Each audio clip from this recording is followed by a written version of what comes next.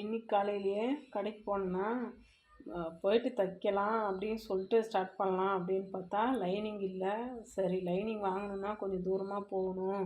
அது வரைக்கும் இன்றைக்கி என்னடா பண்ணுறது, இன்றைக்கி எந்த வேலையும் இல்லையா, அப்போ ப்ளவுஸ் தைக்க முடியாதா அப்படின்னு சொல்லிட்டு கொஞ்சம் காலையிலே டென்ஷன் ஆகிட்டேன் நான். சரி, இன்றைக்கி தைக்க முடியாதாட்டங்குது அப்படின்னு சொல்லிட்டு கடைசியில் பார்த்தா ஒரு வழியாக ஃபால்ஸ்லாம் இருந்துச்சு. சரி, இந்த ஃபால்ஸ்லாம் அடித்து போடலாம், ஓரளவுக்கு இந்த வேலை ஃபினிஷ் ஆகட்டும், அதுக்குள்ளே லைனிங் வருதான்னு பார்க்கும். லைனிங் அதுக்குள்ளே கிடச்சிதுன்னா லைனிங் அடிச்சிடலாம், ப்ளவுஸ் அடிக்க ஸ்டார்ட் பண்ணிடலாம். அது வரைக்கும் ஏதாவது ஒரு வேலையை செய்வோமே அப்படின்னு சொல்லிட்டு நான் இன்றைக்கி ஃபால்ஸ் அடிக்க ஸ்டார்ட் பண்ணிட்டேன். எந்தெந்த சாரீக்கு ஃபால்ஸ் இருக்குதுன்னு சொல்லி செக் பண்ணி எடுத்துக்கிட்டு இருந்தேன். எந்தெந்த சாரீக்கு ஃபால்ஸ் இருக்குதோ அந்தந்த சாரீ மட்டும் எடுத்து ஃபால்ஸ் வைக்க ஆரம்பிச்சிட்டேன். எல்லா சாரீக்கும் வந்துட்டு வச்சுக்க மாட்டாங்க இங்கே இருக்கிறவங்க. யாரோ ஒரு சிலர் வந்து ஃபால்ஸ் வச்சுக்கோங்க, மற்றவங்க எல்லோரும் வந்து எனக்கு வேண்டாம் உனக்கு வேண்டாம் அப்படின்னு சொல்லி தான் சொல்லுவாங்க. அதனால் நான் இது அதிகம் எல்லா சாரீக்கும் என்கிட்ட கொடுக்குற சாரீக்கு எல்லாமே ஃபால்ஸ் வைப்பாங்களான்னு கேட்டிங்கன்னா இல்லை, கிடையாது. யாரோ ஒருத்தர் வந்து எனக்கு வேணும் அப்படின்னு சொல்லுவாங்க. 10 பேர் இருக்காங்கன்னா 8 பேர் தான் ஃபால்ஸ் வச்சுக்கோங்க, ஒரு 2 பேர் வந்து ஃபால்ஸ் வச்சுக்கவே மாட்டாங்க. அந்த மாதிரியான ஏரியா தான் இப்போ நாங்கள் இருக்கிறது. அதனால் ஃபஸ்ட்டு எவ்வளோ சாரீ இருக்குதோ, எவ்வளோ சாரீக்கு ஃபால்ஸ் கலர் இருக்குதோ அதை மட்டும் எடுத்து வச்சு நான் அடிச்சுக்கிட்டு இருந்தேன். இந்த ஃபால்ஸுக்கு வந்து நான் எதுவும் எம்மிங்லாம் பண்ண போகிறதில்ல. எம்மிங் வந்து யாரோ ஒரு சிலர் தான் கேட்பாங்க, மற்றவங்க எல்லாருக்குமே வந்து ஸ்டிச் பண்ணி தான் அப்படியே கொடுத்துருவேன். மேல் பக்கமாக ஸ்டிச் பண்ணும்போது கொஞ்சம் ஸ்டிச்சிங் வந்து சின்ன சைஸ் பண்ணிப்பேன். அப்படி பண்ணும்போது அது கொஞ்சம் தெரியாது, துணியோட துணியாக அது சேர்ந்த மாதிரி ஆகிடும். அதோட மேல் பக்கம் போடுறப்ப சேம் கலர் போட்டுருவேன்.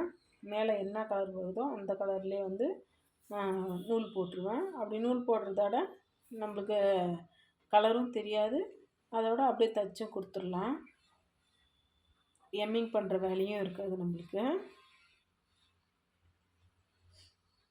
என்ன தான் கடையில் போய் தைச்சிக்கிட்டு இருந்தாலும் குறை சொல்கிறவங்க குறை சொல்லிக்கிட்டே தான் இருப்பாங்க.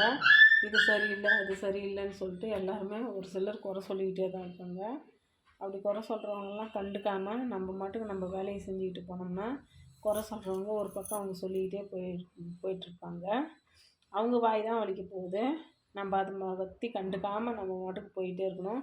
பேசுகிறவங்க கூட திருப்பி நம்ம பேசிக்கிட்டு இருந்தோம்னா நம்மளுக்கு தான் கஷ்டமாகும். அதனால் அவங்க கூட நம்ம பேசவே தேவையில்ல. அவங்க மாட்டுக்கு திட்டிகிட்டு கொஞ்சம் நேரம் கழித்து அவங்களே அதை பற்றி யோசனை பண்ணிகிட்ருப்பாங்க. நம்ம அதை பற்றி யோசனை பண்ணாமல் அவங்கள தூக்கி சாட்டிட்டு நம்ம மாட்டுக்கு நம்ம வேலையை பார்க்கணும். அதை விட்டுட்டு அவங்கள பற்றி நம்ம யோசனை பண்ணிகிட்ருக்க தேவையில்ல. அனாவசியமாக எதுக்கு அவங்கள பற்றி நம்ம யோசனை பண்ணிகிட்ருக்கணும். நம்மளை பற்றி யோசனை பண்ணணும். நம்ம நாளைக்கு எந்த வேலையை செஞ்சால் நம்ம சம்பாதிக்கலாம், எந்த வேலையை செஞ்சால் நம்ம முன்னேறலாம் அப்படின்னு சொல்லிட்டு நம்ம பார்ப்போம். அதை விட்டுட்டு அவங்கள பற்றி யோசனை பண்ணிக்கிட்டு டென்ஷன் பண்ணிக்கிட்டு என்னத்துக்கு நம்ம லைஃப்பை வந்துட்டு நம்ம பால் பண்ணிக்கணும். திட்டுறாங்களா, திட்டிட்டு அவங்க மாட்டுக்கு போகட்டும். நம்ம மாட்டுக்கு நம்ம லைஃப்பை பார்த்துக்கிட்டு நம்ம முடிஞ்ச வரைக்கும் அவங்க முன்னாடி நம்ம ஜாலியாக இருக்கணும். எப்போ நம்ம சிரிக்கக்கூடாதுன்னு சொல்லிட்டு அவங்க நினைக்கிறாங்களோ அப்போ தான் நம்ம நல்லா ஜோராக சிரிக்கணும். அப்படின்னா தான் வந்துட்டு அவங்களுக்கு செருப்பால் அடித்த மாதிரி இருக்கும். அதனால் நம்ம எப்போவுமே யாருக்காகவும் அடுத்தவங்க பேசுகிறாங்க, நம்மளை குறை சொல்கிறாங்க அப்படின்னு சொல்லிட்டு அவங்களுக்காக நம்ம வந்து விழுந்துடக்கூடாது. அப்படி விழுந்துட்டோம், அப்படி யோசனை பண்ணிட்டு உட்காந்தோம்னா லாஸு நம்மளுக்கு தான், அவங்களுக்கு இல்லை. அதனால் அவங்க ஜாலியாக தான் இருப்பாங்க. நம்மளை திட்டிவிட்டு அவங்க ஜாலியாக இருப்பாங்க. அதுவே நம்ம அவங்கள கண்டுக்காமல் நம்ம மாட்டுக்கு நம்ம வேலையை செஞ்சுட்டு இருந்தோம்னா இது என்னடா நம்மளை கண்டுக்கவே மாட்டேங்கிறா அப்படின்னு சொல்லிட்டு அவங்களே ஒரு நாளைக்கு அவங்க பேசுகிறத நிறுத்திடுவாங்க. அதனால் நம்மளை பேசுகிறாங்க அப்படின்னு சொல்லிட்டு நம்மளாம் அதை பற்றி யோசனையே பண்ணக்கூடாது. இப்போ பார்த்துக்கிட்டிங்கன்னா 2வது ஃபால்ஸாக அடிச்சிட்டேன். இன்றைக்கி இது ஃபால்ஸ் வீடியோ தானா அப்படின்னு பார்த்திங்கன்னா இல்லை. என்னென்னு பார்த்துக்கிட்டிங்கன்னா ஃபால்ஸ் அடிச்சிட்டேன். ஃபால்ஸ் அடிச்சுட்டு என்னடா துணியே இல்லை அப்படின்னு சொல்லிட்டு நினச்சேன். அது அப்படிலாம் ஆகலை. எப்படின்னு பார்த்துக்கிட்டிங்கன்னா அதுக்கப்புறமா நான் வேறு துணி வந்துருச்சு தைக்கிறதுக்கு. அந்த துணிக்கு வந்து லைனிங் கிடச்சிக்கிச்சு. லைனிங் கிடச்சதால் அதுக்கப்புறம் ஒரு 3 ப்ளவுஸ் வந்து லைனிங் ப்ளவுஸ் தான் 3 ப்ளவுஸ் அடித்தேன். அடிச்சுட்டு சரி இவ்வளோ தான் வேலை ஆயிடுச்சு அப்படின்னு சொல்லிட்டு பார்த்தா மறுபடியும் இன்னும் 2 ப்ளவுஸ் வந்துச்சு. சரி, ஏற்கனவே இருக்கிற ப்ளவுஸு அப்படியே இருந்துருச்சு.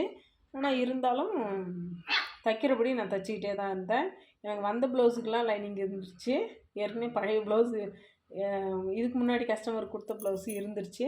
சரி பரவாயில்ல, நம்ம ஏன் சும்மா உட்காந்துருப்பானே, இதை அடித்து போட்டோம்னா அது எப்போ வருதோ லைனிங்கு அப்போ வந்துட்டு அது அடிச்சுக்கலாம் அப்படின்னு சொல்லி பார்த்தேன். கரெக்டாக அதுக்கும் லைனிங் வந்துச்சு. இதையும் அடித்தாச்சு. அந்த லைனிங் வந்து வராதனால செஞ்சு முடிச்சிட்டேன். அன்றைக்கி வந்துட்டு இந்த ஃபால்ஸ் அடிச்சுட்டு 5 ப்ளவுஸ் செஞ்சேன்.